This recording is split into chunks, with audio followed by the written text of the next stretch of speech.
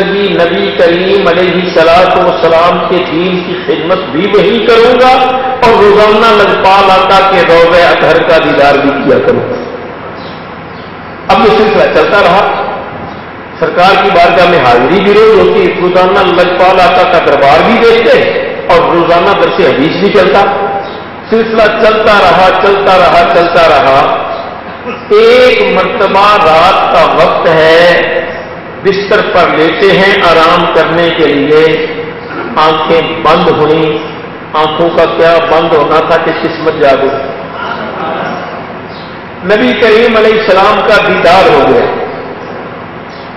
اتنی بڑی نعمت حاصل ہوگی کہ کیا کہیں۔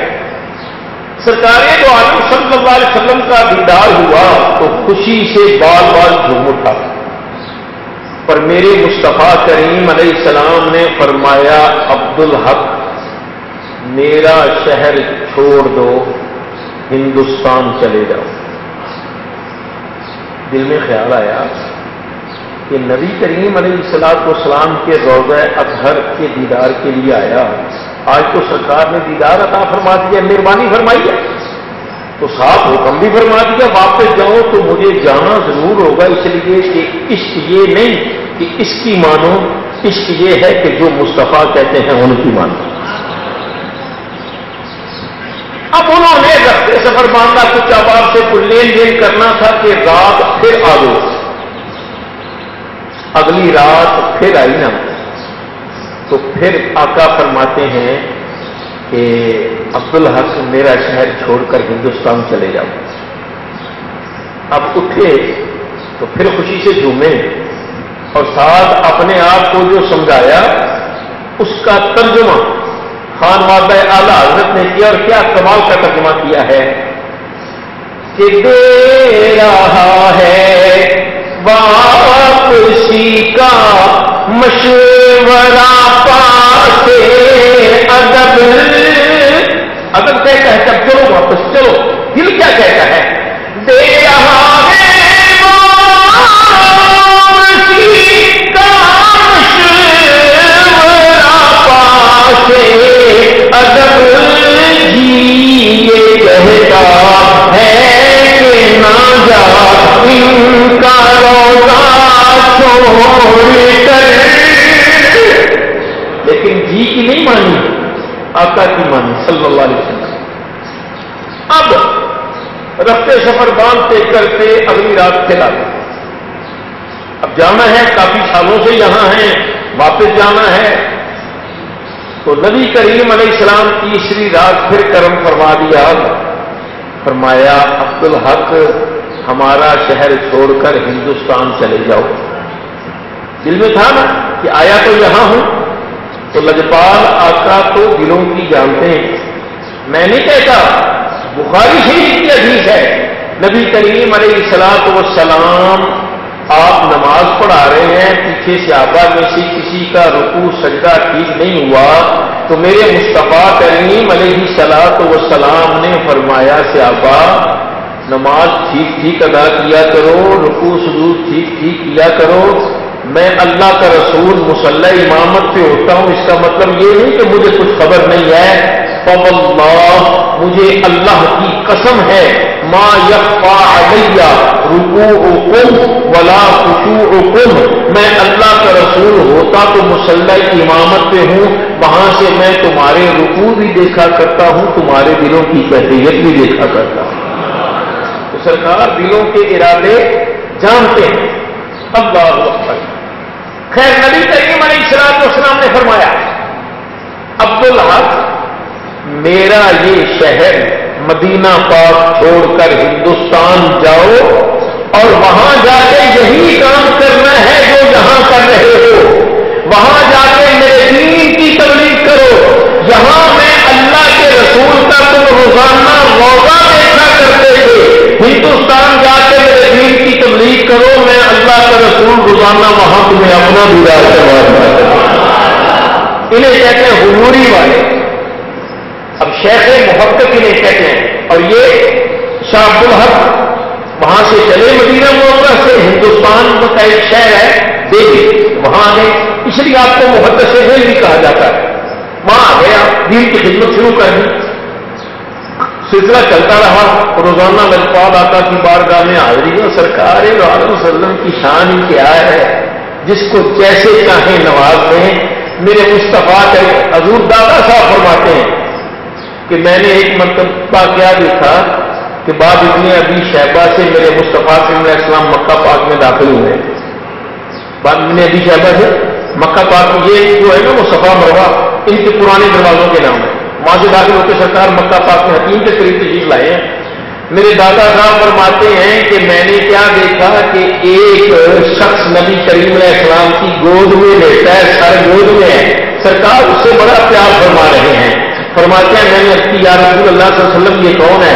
فرمایا یہ تیرا اور تیری امت کا, یہ تیرا اور میری امت کا امام اعظم ابو حنیفہ ہے. تو سرکار کتنا کرم فرماتے ہیں. اللہ اکبر. تو نبی کریم علیہ السلام نے روزانہ اپنا دیدار عطا فرمانا. ایک مرتبہ شیخ محقق دن میں کسی کام کے لیے نکلے, سیر کرتے کرتے کرتے ایک خانقاہ پہ پہنچے, ایک ڈیرے پہ پہنچے. کیا دیکھا وہاں ملنگ بیٹھے ہوئے, وہ بڑی بڑی گولیاں رکھی ہوئی ہیں اور وہ بھنگ وہ کیا گوٹھی جا رہی ہے اور پی پڑائی جا رہی ہے. دیکھا ایک بابا وہ کہنا وہ لنگا شنگا بیٹھا ہوا ہے, وہ سبھانا ہوا ہے بس. یہ کیا کرتے ہو؟ وہ ہمارے پیر صاحب کہتے ہیں کوٹ کوٹ پیتے دے رام میں گلا کیا ہوں گا, یہ تم غلط کہتے ہو. اتنا کہنا تھا کہ بابے کی آنکھوں میں جیسے خون نہیں کراتا ہو, پی کیا بھنگ کا پی کیا. اور میں نہیں پیوں گا. حیران تو ہوئے کہ اس کو میرا نام کس نے بتایا, میں کہاں سے آیا ہوں, کیا سلسلہ ہے, اس کو کس نے بتایا. لیکن چلو عبدالحق پی پیالہ اچھا رہے گا وغیرہ بھگتنا پڑے گا. کیا بات کرتا ہے, یہ بھنگ ہے, نشہ ہے. نبی کریم علیہ السلام نے منع فرمایا, میں نہیں پیتا. بات سن, کان قریب کا عبدالحق, روزانہ جو تم لجپال آقا کی بارگاہ میں حاضری دیتے ہو نا, وہ حاضری چھین لوں گا مگر نہ پی پیالہ. اتنی بڑی نعمت کی بات وہ کر گیا, اتنی بڑی نعمت کی بات کر گیا کہ میرے جیسا ہوتا تو لڑکھڑا جاتا اور پتہ نہیں کیا سے کیا کر جاتا. آپ نے فرمایا جس نبی کریم علیہ السلام کی بارگاہ کی حاضری سے روکنے کا کہہ رہا ہے, اسی آقا کا حکم ہے نشہ نہیں کرنا, میں نے نہیں. اس نے کہا عبداللہ کا اچھا رہے گا پی لے پیالہ, میں نہیں پی رہا. اچھا دیکھیں گے. آپ واپس آ گئے, کچھ جلال میں بھی تھے. رات جب حضوری کا وقت ہوا, غسل کیا, اچھے کپڑے پہنے. آج بھی لوگ جا رہے ہیں حج کے لیے, کچھ چلے گئے ہیں, کچھ جانے والے ہیں. یا اللہ اگلے سال ہمارا نام بھی ان میں کر دیں. تو جو جا رہے ہیں وہ سنیں, مدینہ طیبہ حاضری کا طریقہ کیا ہے, یہ بزرگوں نے جو بتایا. کیا طریقہ ہے حاضری کا؟ حاضری کا طریقہ یہ نہیں کہ بیگ اتارا کندھے میں رکھا اور بھاگ کر کے سرکار کی بارگاہ میں حاضر ہو گئے. حاضری کا طریقہ یہ ہے کہ پہلے اپنی ساری صفائی ستھرائی کرو. اگر نماز کا وقت قریب ہے تو جاؤ مسجد نبی شریف میں, لیکن پہلے اپنے پیچھے نماز پڑھ کے واپس آ جاؤ, اور واپس آ کے غسل کرو, صفائی ستھرائی ساری اچھے طریقے سے کر کے. اعلیٰ قسم کے کپڑے آپ نے دیکھا ہوگا, کبھی کبھی میں وہ کڑھائی والے چھوٹے چھوٹے کپڑے پہن لیتا ہوں, مجھے شوق نہیں ہے, لیکن جب لجپال آقا کی بارگاہ میں جاتا ہوں تو ایسے کپڑے وہاں جا کے پہنتا ہوں. اس لیے عرض کرتا ہوں آقا آپ نے دیے دکھانے آیا ہوں, اچھے بھی لگتے ہیں, اس غلام کو دینے اچھے لگتے, مگر میں مجھے شوق نہیں ہے. خیر, تو اچھے کپڑے پہنو, خوشبو لگاؤ, پھر نکلو اپنے ہوٹل سے حاضری کے لیے, اور راستے میں غریبوں کو صدقہ کرتے جاؤ, کیونکہ صرف اپنا مالی کھانا سب کام نہیں ہے. غریبوں کے مدینے پاک کے غریبوں سے پیار کرنا بھی بہت بڑی بات ہے. پھر جب باب السلام سے داخل ہو جاؤ تو قبلہ والد صاحب نے جو ہمیں بتایا کہ بس ہاتھ تو آج کل باندھ نہیں دیتے, مجھے فرماتے ہاتھ باندھ دو, نظریں نیچی, اور تصور میں کیا کرو, یہ سوچو کہ ایک مجرم کو زنجیروں میں جکڑ کر, ہانپ کر, دھکیل کر اعلیٰ بارگاہ میں پیش کیا جا رہا ہے اور وہ مجرم دہائی دے رہا ہے یا رسول اللہ اب آپ ہی کرم کریں گے تو بات ہوگی، یا رسول اللہ آپ ہی مہربانی فرمائیں گے تو بات ہوگی۔ تو اگر بہت بڑا طریقہ ہے تو آپ نے بھی غسل کیا، کپڑے پہنے، اب چلے گئے، روزانہ جاتے تھے حاضری کے لیے، جب باہر ابھی اندر داخل نہیں ہوئے، باہر ہیں کہ وہ بابا پھر کھڑا ہے، ہاتھ میں ڈنڈا بھی ہے، ہاتھ میں پیالہ بھی اور کھڑکھڑا کر ڈنڈے کو، عبدالحق پی پیالہ، پیے گا تو اندر جانے دوں گا ورنہ اندر نہیں جانے دوں گا، بھنگ کا پیالہ تجھے پینا پڑے گا۔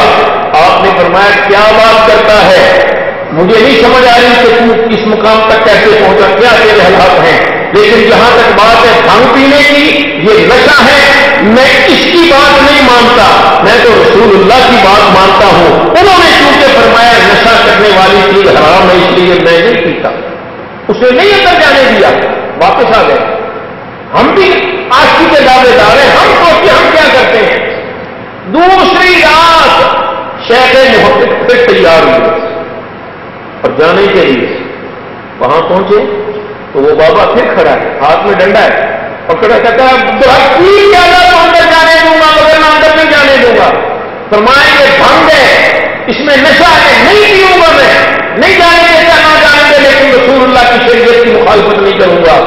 واپس آ گئے، تیسری رات پھر گئے، پھر وہ بابا آگے کھڑا ہے، بابا تھوڑا کیا کہ وہ ڈنڈا اپنے کٹکراتا ہے، کہتا ہے پی پہ اللہ عبدالحق پھر اندر جانے دوں گا مگر نہ نہیں جانے دوں گا۔ فرمایا نہیں جانے دیتا، نہ جانے دے، پر رسول اللہ کی شریعت کے خلاف نہیں کروں گا۔ آج میں نے دیکھا ہے بڑے بڑے پڑھے لکھے خطیب قسم کے لوگ، وہ علم جاننے والے لوگ کہ مدینے پاک ہی جانا ہے نا، خیر ہے کسی کا محرم مر کے تو جو خیر ہو، اللہ کے بندے غیر محرم کا محرم تو کیسے بن سکتا ہے، کیسے یہ ہو سکتا ہے؟